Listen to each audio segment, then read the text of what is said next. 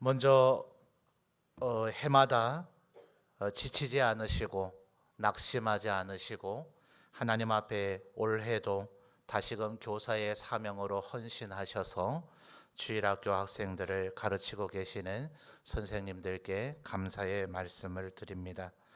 여러분 정말 지혜로운 선택을 하신 거죠. 오늘 우리가 읽은 본문의 말씀 7절을 보면 사람이 무엇으로 심든지 그대로 거두리라. 7절에서부터 9절까지 비록 10절에는 거두리라라는 단어가 나오지는 않지만 의미적으로 거둠에 대한 이야기를 여전히 하고 있지요. 그래서 오늘 우리가 읽은 단락은 계속해서 우리가 무엇을 심고 무엇을 거둘 것인가 이것을 얘기하고 있는데 우리 성도님, 우리 선생님들께서 정말 지혜로운 판단을 하셨다 하는 생각이 되어집니다. 우리 인간들이 무엇을 거둘 수 있을까요? 어떤 사람은 돈을 많이 벌어 들일 수 있겠죠. 근데 여러분 그 돈을 천국에 갈 때 가져갈 수 있습니까? 단 10원 하나 가져갈 수가 없죠. 그래서 예수님께서도 산상복음을 얘기하실 때 하늘에다가 너희의 보화를 쌓아두라. 이 세상에서는 마치 그것이 금이든 은이든 마치 녹쓰는 것과 같이 결국은 사라져버리게 될 것이다. 혹시 자녀에게 물려줄 수 있을려는지 모르지만 성경적 교훈이 아니라 세상의 교훈에서도 자식들에게 돈을 많이 물려주는 것은 당장은 자녀들이 굉장히 환영하겠고 부모님의 마음도 뿌듯하겠지만 자칫 잘못하면 그 자녀의 인생을 망쳐버리는 길이 될 수 있음을 성경이 아닌 세상의 수많은 지혜로운 자들도 그와 같은 교훈을 하고 있습니다. 실제 실상으로도 그것은 많이 나타나죠. 절대로 부모로부터 재물을 많이 물려받은 것이 그의 인생을 복되게 하거나 형통하게 하지는 않는다는 것. 그런데도 우리 인간들은 여전히 삶에 꼭 필요한 생존을 위한 돈벌이를 넘어서서 끊임없이 쌓으려고만 합니다. 성경 말씀에서도 그런 어리석은 부자에 대해서 얘기하죠. 창고에 곡간을 가득 쌓아뒀는데 이미 그 정도면 차고 넘치도록 족하지 않아요? 그런데도 불구하고 그 창고를 헐어내고 더 큰 창고를 지어서 끊임없이 재물을 쌓아두려고만 하는 부자에 대해서 예수님 이야기하시면서 어리석은 자여 오늘 밤 너의 영혼을 내가 취한다면 네가 쌓아놓은 그것이 누구의 것이 되겠느냐.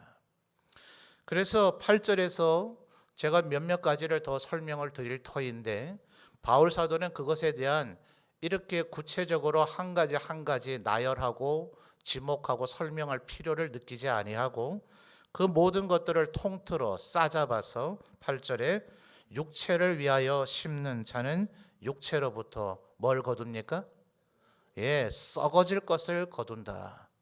좀 더 여러분의 느낌이 확 오도록 말한다면 쓰레기를 쌓고 있는 거다. 쓰레기 모으고 있는 거다. 재활용도 안 되는 거예요. 재활용 될 거는 모아서 팔면 작은 수입이라도 얻을 수 있겠지만 이건 냄새나는 쓰레기, 아무짝에도 쓸모없는 쓰레기를 쌓아 놓는다면 그것은 얼마나 어리석은 일이겠는가. 우리의 삶에 돈이라고 하는 것, 물질이라 하는 것은 꼭 필요합니다. 없으면 불편합니다. 그런데 그것이 우리의 인생의 최대의 목표가 되어서는 안 된다 하는 것입니다.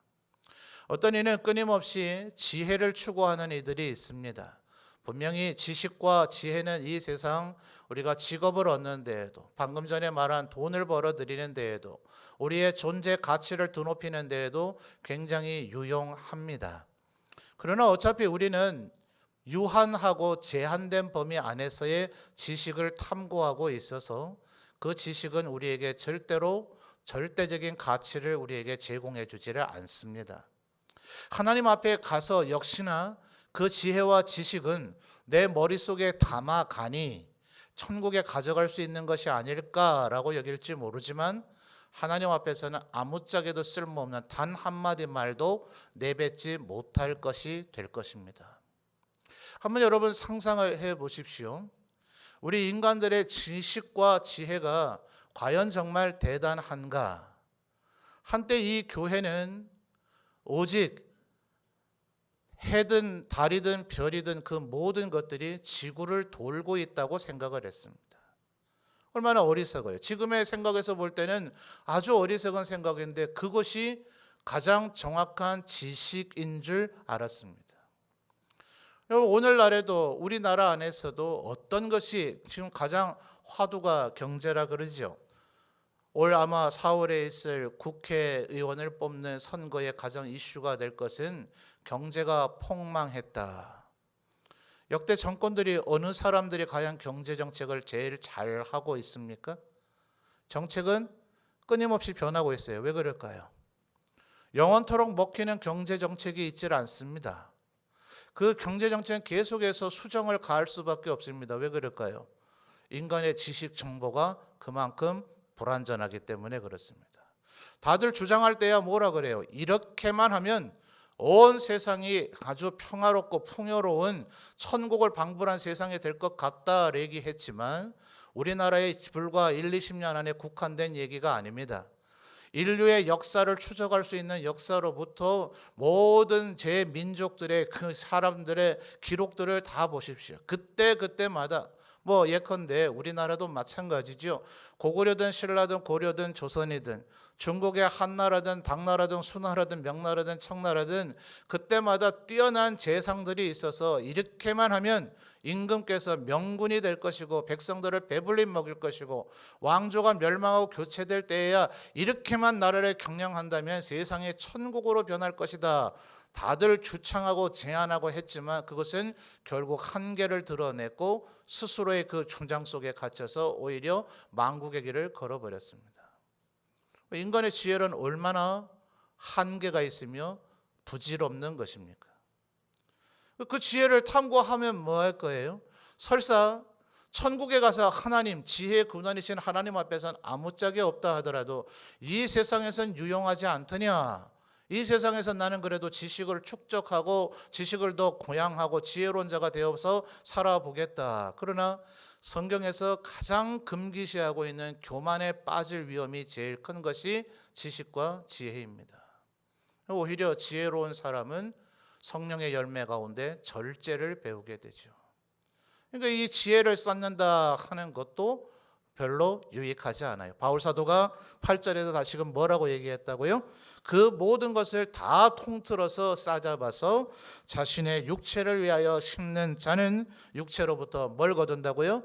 썩어질 것, 쓰레기밖에 되지 못한다. 그러니 무엇을 심든지 사람이 그대로 거둘 터인데 8절 하반절에 바울 사도는 가장 모델이 될 만한 것을 제시하고 있습니다. 그래서 뭐라고 얘기합니까? 성령을 위하여 심는 자는 성령으로부터 영생을 거두리라. 그러니 우리들이 가장 신경 써야 되는 것은 바로 사람이죠. 사람. 여러분, 성경을 한번 우리가 능통하게 기억하지 못하고 능숙하게 많이 다독을 하지 않았다 할지라도 성경의 내용을 머릿속으로 한번 가만 더듬어 보십시오. 성경의 얘기들 전부 다 뭡니까? 우리가 어떻게 해야 구원을 얻을 수 있는가? 인간의 현재 상태에 뭔가? 우리에게 구원을 베풀어 주실 하나님은 어떤 분이신가? 그분이 우리에게 어떻게 구원을 제공해 주셨는가? 이 구원에 대한 모든 설명을 하고 난 이후에 우리에게 돈 잘 버는 방법을 성경이 제시해 줍니까? 우리의 명예를 드높일 수 있는 방법을 제시해 줍니까? 지식을 쌓아가는 가장 효과적인 방법을 우리에게 제시해 주나요? 기술 습득이나 지식 습득을 위한 가장 효과적인 방법을 우리에게 제시해 주냐고요. 그런 얘기는 성경 그 어디에도 나오지 않습니다. 구원을 얻는 방법, 구원을 얻는 과정, 내가 어떻게 하면 구원을 얻을 것인가에 대한 얘기가 끝나고 나서는 성경은 일관되게 다른 사람에 대해서 이야기를 하고 있어요. 왜 그렇습니까? 다른 사람을 섬기고 가르치고 그들을 하나님의 백성으로 만들어 가는 것이 곧 나를 살리는 길이기 때문에 그렇습니다. 여러분의 몸 가운데 한번 생각해 보세요. 성경적 비유로 다시 돌아가서 예수 그리스도는 교회의 머리이시고 우리는 그의 몸입니다. 나만 가장 지혜로우면, 내가 가장 돈이 많으면, 내가 가장 명예가 드높이면, 내가 가장 지식이 많으면 나를 제외한 모든 육체의 사지 육체가 다 병들거나 썩어진다 하더라도 끄떡없습니까? 아니죠. 내가 아무리 건강하고 생생한 세포의 상태를 유지한다 하더라도 내 팔다리가 썩으면, 내 오장육부가 썩어버리면 그 육체는 거의 죽음의 직전을 방불하게 될 거예요. 그래서 성경은 끊임없이 너희들이 서로 연결하고 상합하여 서로를 도움으로 전체를 굳건히 세워져 나가야 된다. 그것이 너의 구원을 이루는 길이 될 것이다 라고 얘기하고 있는 거죠. 결국 다른 사람을 위해서 심는다, 다른 사람을 위해서 끊임없이 투자한다, 다른 사람을 위해서 섬긴다 하는 것은 나의 구원을 더욱 공고히 하는 길이고 견고하게 만드는 길이며 나를 하나님 앞에 구원받는 자가 되도록 확증짓게 만드는 일입니다. 그러므로 우리 인간이 할 수 있는 일 가운데 가장 가치 있고 의미 있는 것은 다른 누군가를 섬기는 것입니다. 그러니까 바울 사도도 얘기하잖아요. 성경 여러 곳에서 특별히 바울 서신에서 면류관에 대한 얘기가 많이 나오는데 저는 이 부분에 대해서는 우리 전 세대 목회자분들에게 참 아쉬움이 있습니다. 그놈의 황금 면류관과 개털 면류관 얘기를 많이 한 나머지 지금도 우리들은 천국에 가서 이 세상에서 미처 내가 누려보지 못한 으리으리한 집을 짓고 살고 싶어 하고 이 세상에서 미처 누려보지 못한 으리으리한 가재도구들을 소유하고 살고 싶어 하고 이 세상에서 미처 내가 부려보지 못한 종들이나 정원사나 요리사나 기사들 같은 사람들을 마음껏 고용해서 부리면서 사는 그런 재벌적 삶을 여전히 꿈꾸고 있단 말이에요. 성경 어디에 그런 얘기가 나와 있습니까? 헛된 망상이죠. 바울 사도는 정확한 면류관이 무엇인가를 데살로니가서에서 얘기해 주고 있는데 주님 앞에 섰을 때 바로 너희가 아니냐. 내가 너희를 섬기고 너희에게 복음을 전해주고 너희에게 하나님의 말씀을 가르쳐주고 너희에게 세례를 베풀어준 바로 너희, 하나님 앞에서 영혼을 살려내도록 섬기고 심었던 바로 너희의 그 존재 자체가 하나님 앞에서 내 얼굴을 빛나게 해주는 면류관이 될 것이라는 영혼 구원의 중요함을 이야기하고 있더라 하는 거죠. 그러니 여러분, 누구라도 교사를 해야 될 일입니다. 지금 오히려 여기 이 자리에 혹시나 교사를 지금 안 하고 계신 분들은 교사를 하고 계신 분들을 굉장히 부러운 눈길로 쳐다봐야 될 일이에요. 그러나 주일학교의 교사뿐이겠습니까? 제가 설교를 시작할 때 기도로 얘기했던 것처럼 우리 예수 믿는 사람은 이 세상 전체의 거울이 될 것입니다. 우리가 예수 믿는 것이 무엇인가를 보여주는, 비록 우리가 의도하지 않았다 하더라도 탁월한 강의를 하는 그런 강의형 교사는 아니라 할지라도 우리의 삶 자체가 이 세상에게 하나님을 믿는 도리가 무엇인지를 보여주는 교사적 삶이 되어져 버리고 말 거예요.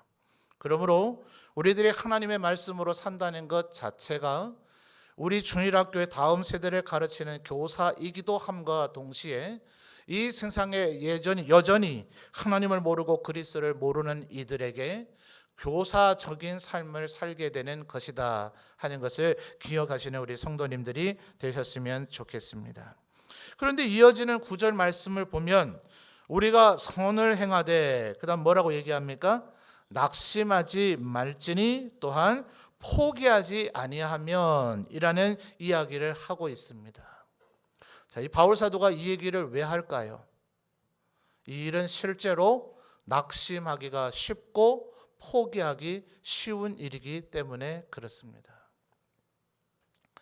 우리나라 속담입니까? 정확한 속담이란 사람들의 입에서 입으로 전해지는 것이라 거의 변형된 형태가 없이 정형화된 한 문장으로 통일되어 있는 것이 있는가 하면 여러 사람의 입에서 조금씩 변형된 것도 있죠.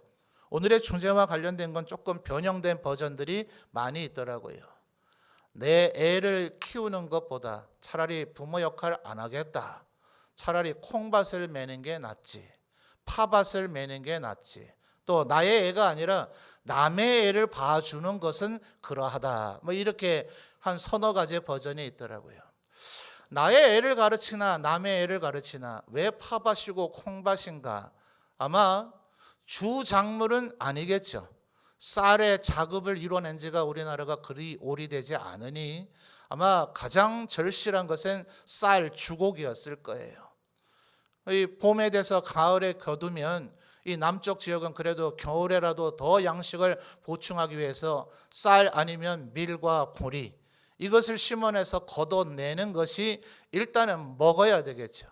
그 쌀과 보리를 먹는 것을 잘 먹기 위해서, 좀 더 맛있게 먹기 위해서 장도 담그고 두부도 담그기 위해서 콩도 필요한 거고 파도 필요한 거 아니에요? 그러나 주곡, 가장 많은 소출을 만들어야 되는 것은 결국 쌀과 보리겠죠. 그러므로 가장 옥토, 가장 소출을 많이 내줄 만한 땅에는 쌀과 보리, 밀을 심게 되어져 있습니다. 상대적으로 논이나 밭에 비해서 척박한 땅에다가 콩이나 파 같은 것을 심게 되어져 있고, 그것들은 그래도 땅이 거칠어도 어느 정도는 소출을 주는, 그래도 끈질긴 생명력을 가진 식물이라서 그런 곳에서 경작이 되기는 했습니다.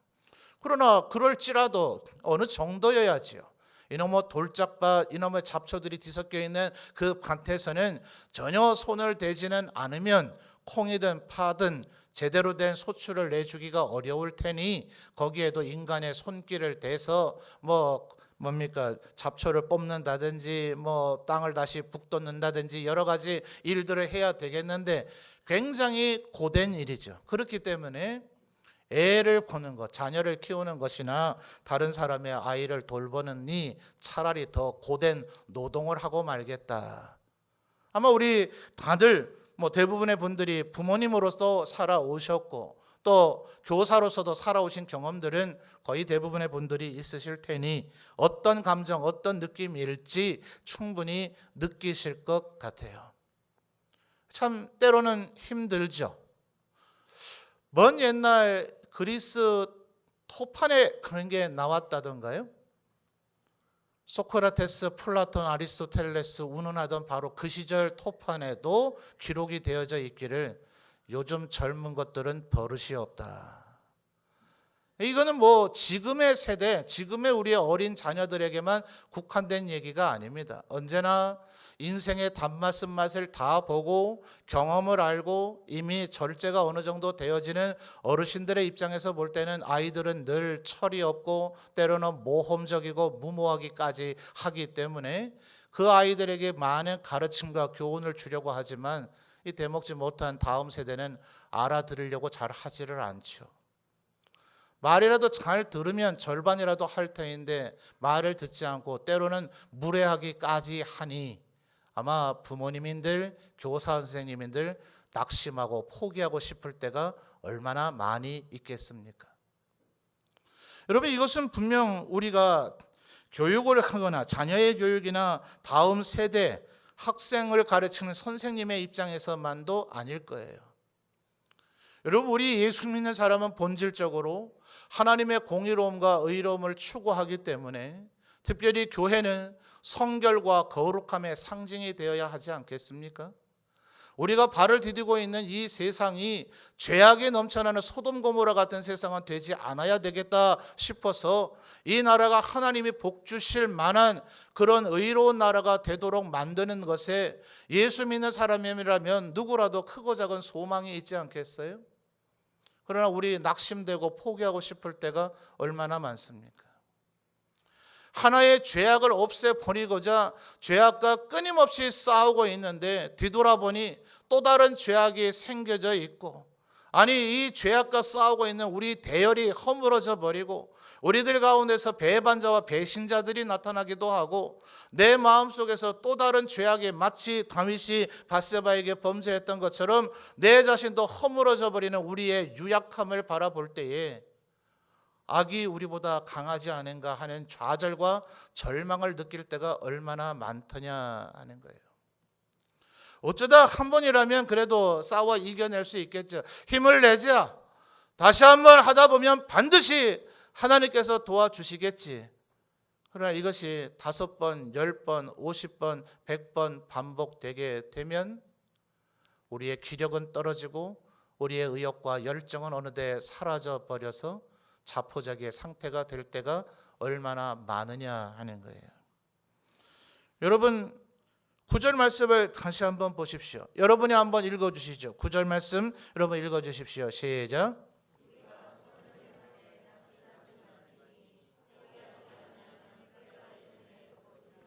아멘. 우리가 선을 행하되 뭐 하지 말라고요? 낙심하지 말라. 그 다음 뭐예요? 포기하지 아니하면. 그 다음에 뭐라 얘기합니까? 때가 이름에 거두리라. 아멘입니까? 아멘입니까? 아멘입니까? 여러분 이 믿음이 여러분에게 있기를 주님의 이름으로 축원합니다. 우리는 이 하나님의 말씀을 바라봐야 됩니다. 절대로 형상을 바라보면 안 됩니다.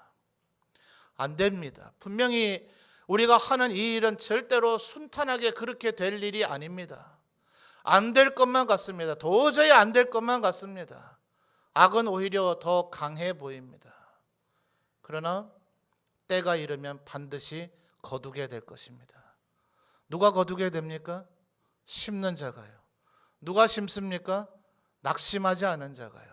포기하지 않는 자가요. 왜 하나님 앞에 말씀대로 살고 믿음으로 살려고 하면 더 속상할 때가 많을까요? 왜 더 시련이 많을까요? 왜 더 시험에 들게 될까요? 마귀는 우리가 하는 일을 그렇게 많이 망쳐놓을 필요가 없습니다. 우리의 마음에 열정만 사라지게 하면 됩니다. 우리의 마음에 낙심만 스며들게 만들면 됩니다. 그 뒤에 그 일을 망치는 것은 우리들 스스로가 알아서 할 터이니까요. 그러니 우리들이 서로를 더 끊임없이 격려해야 됩니다. 무슨 대단하고 거창하고 위대한 일을 하지 않는다 하더라도 내가 해줘야 되는 그 역할의 위치에서 꿋꿋이 서 있는, 내 속은 썩어들고 내 마음은 갈갈이 찢겨지고 내가 지쳐간다 할지라도 여전히 나는 그 자리에 서 있는다는 뚝심 있는 그 서 있는 버팀, 그것만 해준다 하더라도 옆에 있는 사람에게 그것이 상호간의 격려와 위로가 되더라는 거예요. 내가 이렇게 힘들다면 다른 사람들은 얼마나 힘들까 보니 겉으로 드러납니까?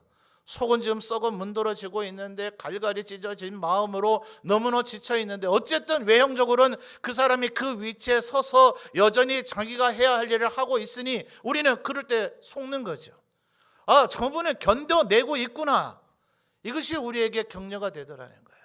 그 격려는 그 사람에게 주어졌다가 다시 나에게로 돌아오게 될 겁니다. 그러니까 여러분 낙심하지 마십시오. 지치지 마십시오.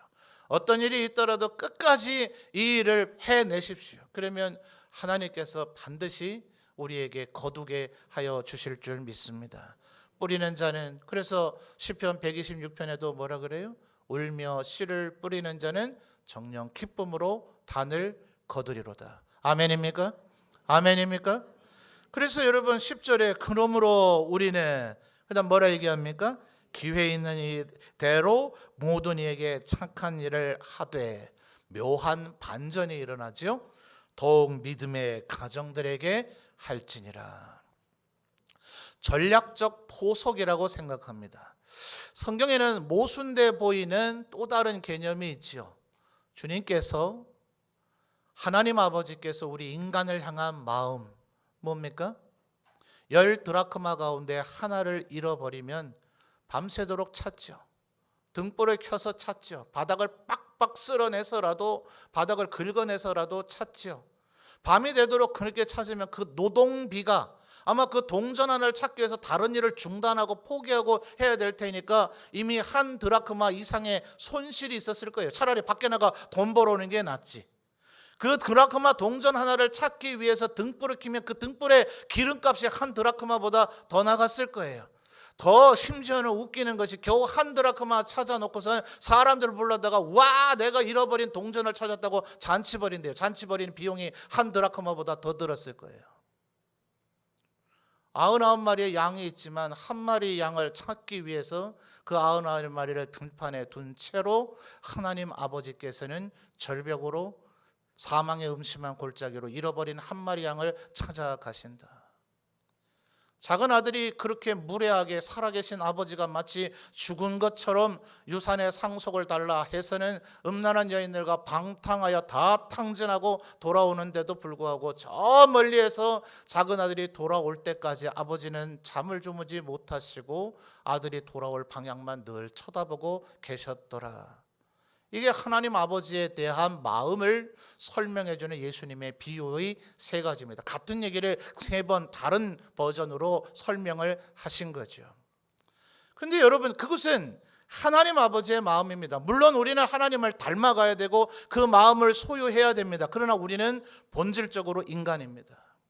하나님과 예수님과 동일한 그런 존재는 아니고, 우리가 아무리 그분의 모습을 닮아가야 되는 것이 우리의 성화의 궁극적 목적이고 그것이 우리의 본분이고 사명이라 할지라도 우리는 하나님과 온전히 똑같아지는 그렇게 도달하지는 어렵습니다. 그러므로 성경은 약간 다른 개념을 우리에게 얘기합니다. 현대적으로 표현한다면 일종의 효율의 원리입니다. 어떤 이들에게 착한 일을 하라고요? 기회 있는 대로. 10절을 다시 한번 보십시오. 그러므로 너희는 기회 있는 대로 누구에게요? 모든 이에게 착한 일을 하되라면 여기에서 끝나야 되잖아요. 모든 이에게 착한 일을 하라 이렇게 끝나야 되죠. 그런데 더욱 그 다음에 믿음의 가정들이라면 반드시 뭐가 대조가 되어집니까? 믿음의 가정들의 반대, 대조되는 것. 불신앙의 가정들이 있죠. 그 둘을 합쳐야 모든이죠. 근데 모든 이에게 착한 일을 하라고 했다가 더욱 믿음의 가정들에게 하라는 얘기는 앞문장과 뒷문장이 모순이 됩니까? 안 됩니까? 마치 모순적 꼴이죠. 모든 이에게 착한 일을 해야 됩니다. 그렇기 때문에 이것은 이래라 저래라 하는 얘기가 아니라 우선순위의 얘기입니다. 왜 이렇게 해야 될까요? 잘하는 사람에게 더 잘해주란 얘기 아닙니까? 왜 이래야 될까요? 그러면 결국 잃어버린 한 마리 양은 죽어버리는 거 아닐까요? 한 동전 드라크마는 사라져버리는 거 아닐까요? 탕자는 그대로 잊혀져 버리는 거 아닐까요? 낙심하지 마시기 위해서, 지치지 마시기 위해서. 이것은 후계자를 길러내는 방법이기도 합니다. 여러분과 함께 이 일을 지치지 아니하고 낙심하지 아니하고 포기하지 아니할 그 사람을 더 우선적으로 붙들어 놓으십시오. 놓치지 마십시오. 여러분의 좌우에 세워 놓으십시오. 그래서 그 사람과 내가 언젠가는 일을 분담해서 하게 될 때에 내 마음에는 굴뚝 같았지만 내가 손을 대지 못하고 내 손길이 뻗치지 못했던 그 잃은 양 한 마리와 한 잃어버린 동전 드라크마와 같고 탕자와 같은 우리가 마땅히 섬기고 품어야 될 그 영혼을 돌아보고 섬길 여력이 우리에게 생겨지게 될 거예요. 여러분, 동역자를 귀하게 여기셔야 됩니다. 가장 어리석은 것이 예수님도 얘기하셨죠.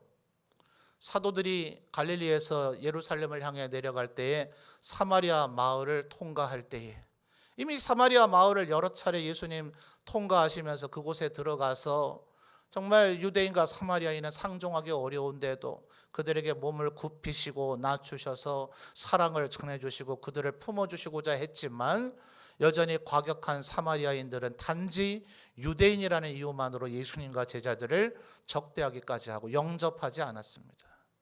주님에게 저렇게 무례하게 행하고 영접하지 않는 저들을 하늘에서 불을 내려서 죽여버리는 게 안 낫겠습니까? 예수님 뭐라 그럽니까? 그렇게 해서는 안 된다. 나를 적대하지 않는 자는 내 편이다. 예수님 굉장히 효용적이고 실용적인 얘기를 하고 있어요. 예수 믿는 우리들은 우리의 근본적인 마음이 하나님의 말씀을 순종해야 된다는 생각이 있기 때문에 늘 바르고 옳고 정직하게 제대로 최선을 다해서 충성스럽게 이걸 생각하다 보면 자꾸 나에게 비해 대조해서 수준이 떨어진다 싶으면, 이 사람은 성실하지 않아, 이 사람은 믿음이 적어, 이 사람은 충성스럽지 않아, 이러면 그들을 자꾸 정죄하고 떼내어져 버려. 그럼 나중에 어떻게 됩니까?